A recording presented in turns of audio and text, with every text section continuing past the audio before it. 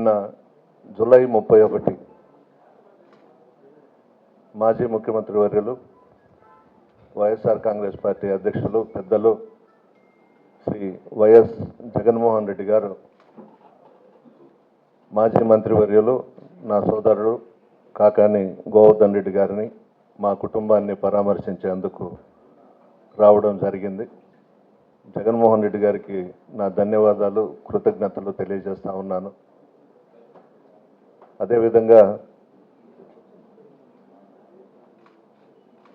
జరిగిన సంఘటన అంతా మీరందరూ చూశారు. మా కుటుంబం 1961 నుంచి రాజకీయాల్లో ఉంది. మా పెదనాన్న చంద్రశేఖర్ రెడ్డి గారు జిల్లా పరిషత్ చైర్మన్గా, మా తండ్రి శ్రీనివాసరెడ్డి గారు సమితి ప్రెసిడెంట్గా చేశారు 61లో. ఎప్పుడు కూడా ఉమ్మడి రాష్ట్రంలో కానీ ఈ రాష్ట్రంలో కానీ ఇటువంటి సంఘటనలు చూడలేదు. విజయన్న ఫ్యామిలీ కూడా మొట్టమొదటి నుంచి రాజకీయాల్లో ఉన్నారు. ఆనం, మేము, నేదురుమల్లోళ్ళం అందరం. విచిత్రం, ఒక ప్రధాన ప్రతిపక్ష నాయకుడు, ప్రజల గుండెల్లో ఉండే నాయకుడు ఒక జిల్లాకి వస్తుంటే ఇన్ని ఆంక్షలు. హోమ్ మినిస్టర్ అనిత గారు, డీజీపీ గారు, ఐజీ గారు, ఎస్పీ గారి పర్యవేక్షణలో జిల్లాలో ఉన్నటువంటి పోలీస్ డిపార్ట్మెంట్ అంతా ఎంత ఓవర్ యాక్షన్ చేశారో మీరందరూ చూశారు. ఎందుకు ఇదంతా చేశారు? అవసరమా? అంటే జగన్మోహన్ రెడ్డి గారికి ఏ జిల్లాకు వెళ్ళినా వేలాది మంది బ్రహ్మరథం పడుతున్నారని చంద్రబాబు నాయుడికి భయం పుట్టుకునింది. పోలీసుల్ని ఆదేశించి అడ్డుకోండి, ఆయన కార్యక్రమం విజయవంతం కాకూడదు అని చెప్పి ఆదేశాలు ఇవ్వడం విజయవాడ నుంచి పోలీస్ డిపార్ట్మెంట్ అంతా కూడా ఏకపక్షంగా ఆంక్షలు విధించి చేశారు. ప్రజలనైతే అడ్డుకోలేకపోయారు కదా. ఎంత దారుణం అంటే నా నియోజకవర్గం అంతా బ్యారికేడ్స్ కట్టేశారు రానివ్వకుండా. సేకరణ చెప్పినట్లుగా రోడ్స్ అన్నీ కట్ చేశారు, ప్రతి ఒక్కరిని ఆపారు. అవసరమా ఇదంతా? ఇదే విధంగా టౌన్లో చేశారు, రూరల్లో చేశారు, సర్వేపల్లిలో చేశారు, ఎక్కడ పడితే అక్కడ జిల్లా అంతా కూడా. చాలా బాధాకరమైనటువంటి విషయం. నిన్న మీరే సాక్ష్యం. ఆర్ఎండ్బి గెస్ట్ హౌస్ దగ్గర మా వాళ్ళందరూ ఉన్నారు, పలకరిస్తామని వచ్చాను. పోలీస్ అంతా వచ్చింది. మీరు ఇక్కడ ఉండకూడదు, మీరు ఇంట్లో ఉండండి, నేరుగా జగన్మోహన్ రెడ్డి గారు ఇంటికి వస్తారంటే నేను ఒప్పుకోలేదు. ఆయన ఇక్కడి నుంచి మేము తీసుకెళ్తాము, ఇక్కడే ఉంటాను అన్నా. 4th టౌన్ సిఐ అతను వచ్చి, సార్ మీ పార్టీ ప్రెసిడెంట్ చంద్రశేఖర్ రెడ్డి గారు మీకు హాస్పిటల్ దగ్గర ఇచ్చినారు, కాలేజ్ దగ్గర, ఇక్కడ ఉండొద్దు అని అంటే వాళ్ళు చెప్పిన ప్రకారం పోలీస్ డిపార్ట్మెంట్ను కూడా గౌరవించి అందరం దాదాపు ఒక 3-4 వేల మంది ఉన్నాం. కాలేజ్ దగ్గరికి వెళ్ళాం. కాలేజ్ దగ్గరికి వెళ్ళిన తర్వాత టౌన్ డిఎస్పీ గారు పోలీసులంతా తీసుకొచ్చి బ్యారికేడ్స్ కట్టేసి అక్కడ మేము రాకుండా ఒక గుంట దువ్వేసి చేశారు. నేను అడిగాను టౌన్ డిఎస్పీని, ఎందుకు చేస్తున్నారమ్మా? మీ మాట ప్రకారం అక్కడి నుంచి ఇక్కడికి వచ్చాము, మా ప్రెసిడెంట్ గారు చెప్పినారన్న తర్వాత ఇవన్నీ ఎందుకు చేస్తున్నారు అని మాట్లాడడం జరిగింది. అక్కడ మహిళలని కూడా చూడకుండా లాఠీ చార్జ్ చేశారు, కొట్టారు. పార్టీ నాయకులను కొట్టారు, కార్యకర్తలను కొట్టారు. ఇది చూడండి ఏ విధంగా కొట్టారు. మా జడ్పీటీసీ కోవూరు హస్బెండ్ ప్రసాద్, భాస్కర్ లేడీస్ని వాళ్ళు ఇష్టం వచ్చినట్లు కొట్టారు.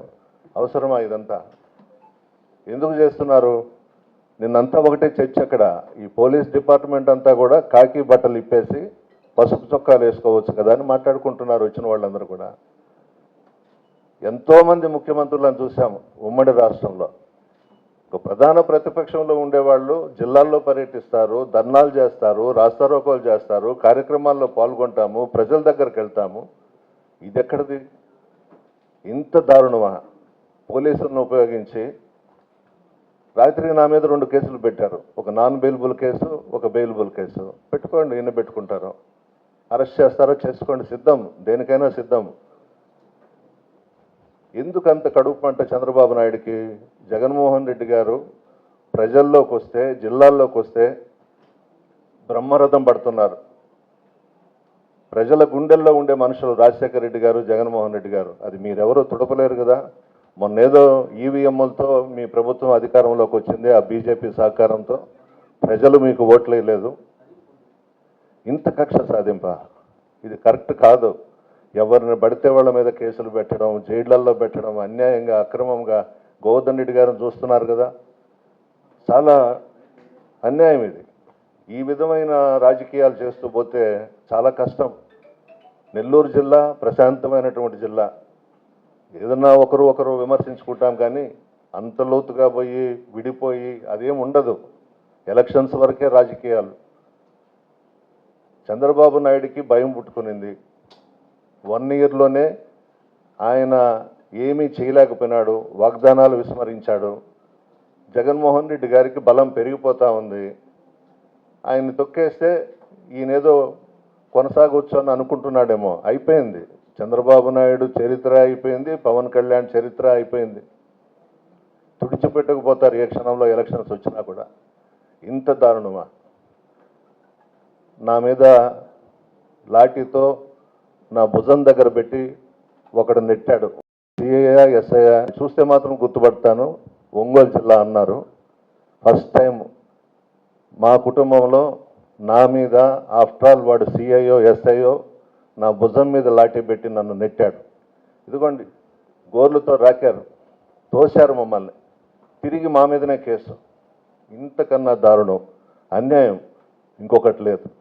విచక్షణారహితంగా లాఠీలు జులిపించారు. మహిళలను కూడా చూడలేదు. మీరు బహుశా నిన్న మధ్యాహ్నం సార్ వెళ్ళిపోయిన తర్వాత చూసుంటారు, చెప్పులు ఎన్ని జతలు పడిపోయినాయో రోడ్ల మీద. ఏమొస్తుంది చంద్రబాబు నాయుడు నీకు? మామను అడ్డం పెట్టుకొని, మామ కూతుర్ని అడ్డం పెట్టుకొని వెన్నుపోటు పొడిచి అధికారంలోకి వచ్చావు. నీ జీవితమే విషం, నరం నరం విషం చంద్రబాబు నాయుడు. ఎప్పుడు కూడా ఒక్కరి బుద్ధి, ఆలోచనలన్నీ అలాగే ఉంటాయి. ఎంతమంది పోలీసులను అడ్డు పెట్టినా జగన్మోహన్ రెడ్డి గారిని, వైఎస్ఆర్ కాంగ్రెస్ పార్టీని, నాయకులను, కార్యకర్తలను వెంటుకు కూడా పీకలేడు చంద్రబాబు నాయుడు. చాలా దగ్గరలోనే ఉండేవి అతనికి. మేము కూడా చేసి ఉండొచ్చు. జగన్మోహన్ రెడ్డి గారు ముఖ్యమంత్రిగా ఉన్నప్పుడు మా సార్ అనుకొని ఉంటే చంద్రబాబు తిరగలేడు, పవన్ కళ్యాణ్ తిరగలేడు. రాష్ట్రంలో ఫ్రీగా వదిలేశాడు జగన్మోహన్ రెడ్డి గారు. మీరు మొబిలైజ్ చేసుకోలేదా? పెద్ద పెద్ద బహిరంగ సభలు పెట్టలేదా? ప్రజల్ని బస్సుల్లో తోలుకోలేదా? మీ సమావేశాలకి మేము అడ్డుపడ్డామా? ఒక్క నిమిషం చాలు కదా జగన్మోహన్ రెడ్డి గారు అనుకుంటే. మీరు అసలు తిరగలుగుతారా రాష్ట్రంలో? ఈరోజు మీరు చేసేది ఏంది? మా నాయకుడిని అడ్డుకుంటున్నారు. అడ్డుకున్నా ప్రజలు ఆగలేదు కదా. శాఖరన్న చెప్పినట్టు 30,000 మందో 40,000 మందో వచ్చారు కదా. స్వచ్ఛందంగా వచ్చారు. ఈడెవరు బస్సులు పెట్టి తీసుకురాలేదు. జగన్మోహన్ రెడ్డి గారంటే ఒక ప్రత్యేకమైనటువంటి అభిమానం ప్రజల్లో ఉంది. నిన్న చాలా విజయవంతమైంది. 1-2 ఛానల్స్ విజయవంతం కాలేదు, ఆడ బోసిపోయింది, ఎవరు లేరని రాసిన ఛానల్స్లో చెప్పినా బ్రహ్మాండంగా జరిగింది, అద్భుతంగా జరిగింది, విజయవంతమైంది. దీనికి సహకరించిన ఎమ్మెల్సీసు, ఎక్స్ఎమ్మెల్యేసు, సమన్వయకర్తలు విజయన్న, పూజితమ్మ, అరుణక్క, ప్రతి ఒక్కరూ చాలా బాగా కష్టపడ్డారు. విజయవంతమైంది, సక్సెస్ అయింది. అందరికీ కూడా నా శిరస్సు వంచి కృతజ్ఞతలు తెలియజేస్తున్నా.